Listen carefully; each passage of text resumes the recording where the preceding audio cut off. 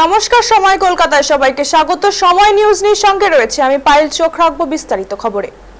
ভুয়ো নথি দিয়ে পাসপোর্ট তৈরির মামলায় তল্লাশি চালাচ্ছেন ইডির আধিকারিকরা। সোমবারই কেন্দ্রীয় তদন্তকারী সংস্থার আধিকারিকরা পৌঁছে গিয়েছিলেন নদিয়ার চাকদহের চুয়াডাঙ্গারি পড়ারি গ্রামে।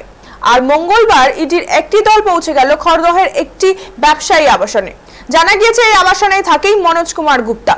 সূত্র মারফত জানা গেছেন মনোজ কুমার গুপ্তা লরির ব্যবসা করতেন।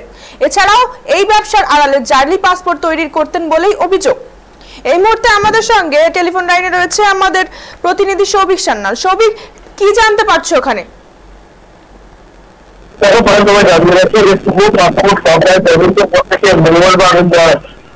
নভেম্বর খড়দহ ব্যবসায়ী আবাসনে ইডি রেড করেছে এবং বিটিএর ওপর নর্মদা আবাসনে ইডি রেড।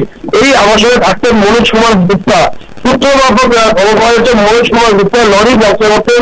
এছাড়াও এই ব্যবসার আড়ালে জালি পাসপোর্ট তৈরি করতেন তিনি এবং সেই সব বিষয় তদন্ত শুরু করেছে পুলিশ এবং বেশ কিছু গুরুত্বপূর্ণ নথি নিয়ে গেছে ইডি আধিকারিকরা। তবে এই বিষয়ে এখনো পর্যন্ত তাকে কিন্তু আটক বা গ্রেপ্তার করা হয়নি।